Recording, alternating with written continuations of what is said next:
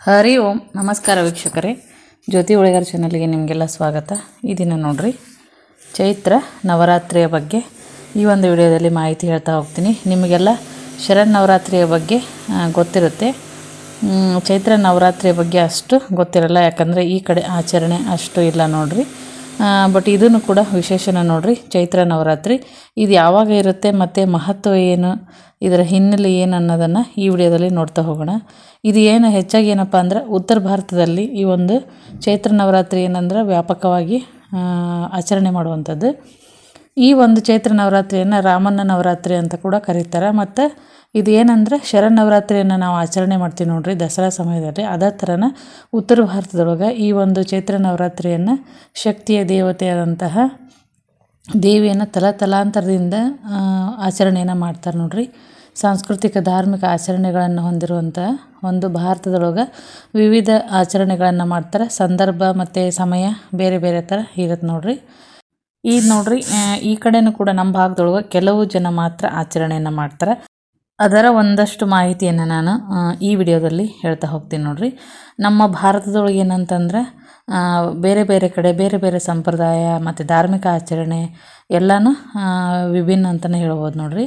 ಯಾಕಪ್ಪ ಅಂತಂದರೆ ದೇಶದೊಳಗೆ ಒಂದೇ ರೀತಿ ಎಲ್ಲ ಕಡೆ ಒಂದು ಆಚರಣೆಯನ್ನು ಮಾಡೋಂಗಿಲ್ಲ, ಬೇರೆ ಬೇರೆ ಥರ ಐತಿ. ಹಾಗಾಗಿನ ಭಾರತದ ಒಂದು ಏನಂದ್ರೆ ವೈಶಿಷ್ಟ್ಯ ಹಾಗೂ ಸಾಂಸ್ಕೃತಿಕತೆಯಿಂದ ಏನಪ್ಪ ಅಂದರೆ ಬೇರೆ ಬೇರೆ ಥರನ ಅಂತಲೇ ಹೇಳ್ಬೋದು.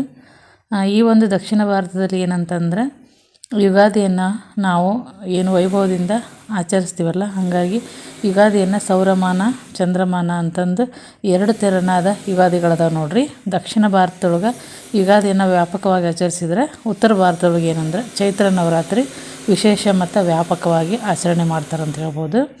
ಈ ಒಂದು ಚೈತ್ರ ನವರಾತ್ರಿಯನ್ನು ರಾಮನ ನವರಾತ್ರಿ ಅಂತ ಕೂಡ ಕರೀತಾರೆ. ಮತ್ತು ಇದನ್ನೇನಂತಂದ್ರೆ ನಾವು ಯಾವ ಥರ ದಸರಾವನ್ನು ಆಚರಣೆ ಮಾಡ್ತೀವಿ ನೋಡ್ರಿ. 9 ದಿವಸ ವಿಶೇಷವಾದ ಪೂಜೆ ಪುನಸ್ಕಾರ ಎಲ್ಲ ಮಾಡ್ತೀವಿ. ಕಲರ್ ಮತ್ತು ದೇವಿಯ ಬಣ್ಣ ಈ ಥರ ಎಲ್ಲ ನಾವು ಒಂದೊಂದು ದಿವಸ ಒಂದೊಂದು ಬಣ್ಣವನ್ನು ಇದು ಮಾಡ್ತೀವಿ. ಮತ್ತು ಘಟಸ್ಥಾಪನೆ ಹೆಂಗೆ ಮಾಡ್ತೀವಿ ನೋಡ್ರಿ, ಹಂಗನ ಈ ಚೈತ್ರ ನವರಾತ್ರಿಯನ್ನು ಮಾಡ್ತಾರೆ.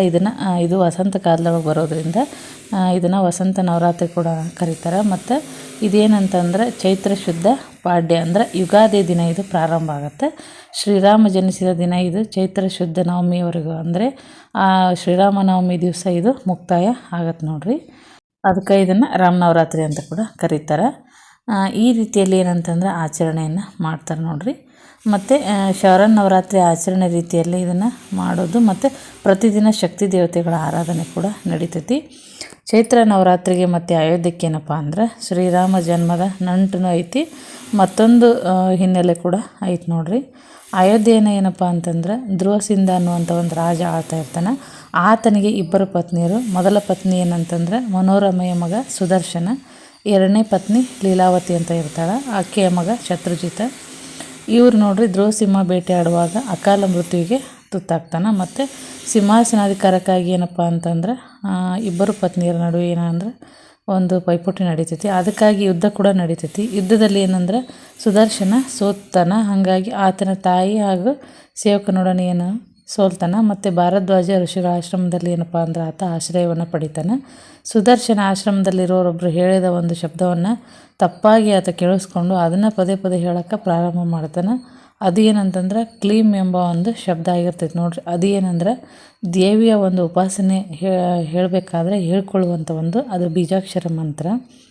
ಹೀಗೆ ಏನಂದ್ರೆ ಸುದರ್ಶನ ತನಗೆ ಗೊತ್ತಿಲ್ದಾನ ಅಂದರೆ ಇಲ್ಲಾರ್ದನ ಕ್ಲೀಮ್ ಅನ್ನುವಂಥ ಒಂದು ಬೀಜಾಕ್ಷರ ಆತ ಹೇಳ್ತಾ ಇರೋದ್ರಿಂದ ಆಗ ಏನಪ್ಪ ಅಂದ್ರೆ ಆದಿಪರಾಶಕ್ತಿ ಏನಂತಂದ್ರೆ ಸಂತುಷ್ಟಗೊಂಡು ಆತನಿಗೆ ಮರಳಿ ಆತಗೆ ಕೋಸಲ ದೇಶ ಸಿಕ್ಕಿ ವಾಪಸ್ ಆತ ಏನಂತಂದ್ರೆ ರಾಜನಾಗ್ತಾನಂತ.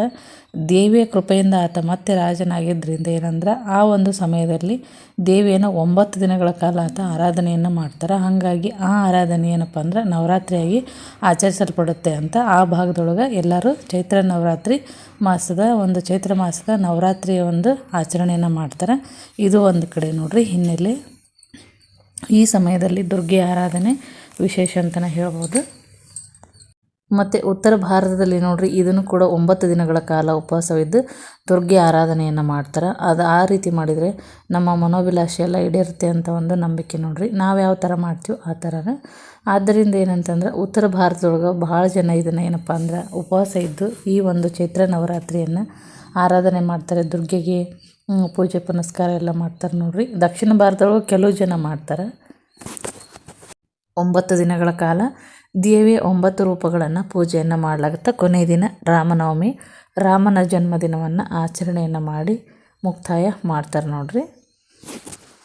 2026ರ ಚೈತ್ರ ನವರಾತ್ರಿ ಯಾವಾಗ ಅಂತ ನೋಡೋದಾತಪ್ಪ ಅಂದ್ರೆ ಮಾರ್ಚ್ 19ನೇ ತಾರೀಕು ಪ್ರಾರಂಭ ಆಗುತ್ತೆ, ಮಾರ್ಚ್ 27ನೇ ತಾರೀಕು ಮುಕ್ತಾಯ ಆಗುತ್ತೆ ನೋಡ್ರಿ.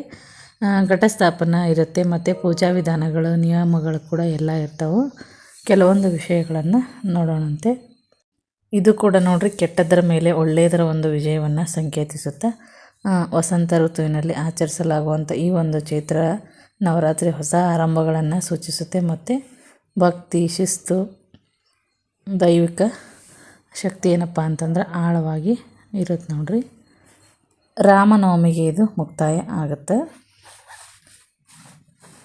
ಮತ್ತು ಘಟಸ್ಥಾಪನೆ ನೋಡ್ರಿ 19ನೇ ತಾರೀಕನ್ನು ಘಟಸ್ಥಾಪನೆ ಆಗಿರ್ತೈತಿ.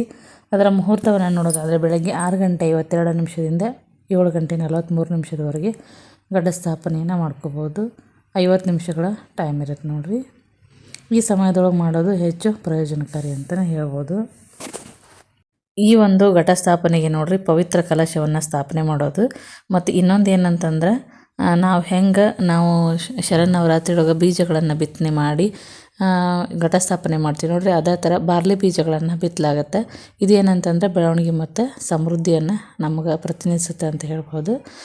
ಭಕ್ತರೇನಪ್ಪ ಅಂದ್ರೆ 9 ದಿನಗಳ ಕಾಲ ದೈನಂದಿನ ಪೂಜೆ ಮತ್ತು ಹೂವುಗಳು, ದೀಪಗಳು, ಧೂಪ, ದ್ರವ್ಯ ಮತ್ತು ಹಣ್ಣು ಮತ್ತು ದಿನ ಬೇರೆ ಬೇರೆ ನೈವೇದ್ಯ ಈ ಥರ ಎಲ್ಲ ಇದರೊಳಗೂ ಅದೇ ಥರನ ಮಾಡೋದಿರ್ತೈತಿ.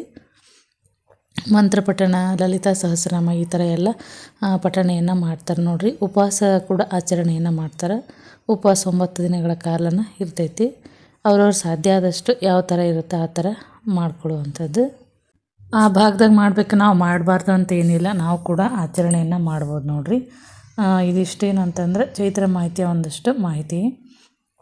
ಮತ್ತು ಇನ್ನೊಂದು ವಿಡಿಯೋದಲ್ಲಿ ಯಾವ ದಿನ ಯಾವ ದೇವಿ ಮತ್ತು ಯಾವ ಬಣ್ಣ ಅನ್ನೋದನ್ನು ಹೇಳ್ತೀನಂತೆ. ಮತ್ತು ಈ ಒಂದು ಚೈತ್ರ ನವರಾತ್ರಿ ಮಾಹಿತಿ ಇಷ್ಟ ಆಗಿತ್ತಪ್ಪ ಅಂತಂದ್ರೆ ವಿಡಿಯೋಕ್ಕೊಂದು ಲೈಕ್ ಕೊಡಿರಿ, ಶೇರ್ ಮಾಡಿರಿ, ಹಾಗೆ ಕಮೆಂಟ್ ಹಾಕಿರಿ. ಇನ್ನು ಯಾರು ನಮ್ಮ ಚಾನಲ್ಗೆ ಸಬ್ಸ್ಕ್ರೈಬ್ ಆಗಿಲ್ಲ ಸಬ್ಸ್ಕ್ರೈಬ್ ಆಗೋದನ್ನು ಮರಿಬೇಡ್ರಿ.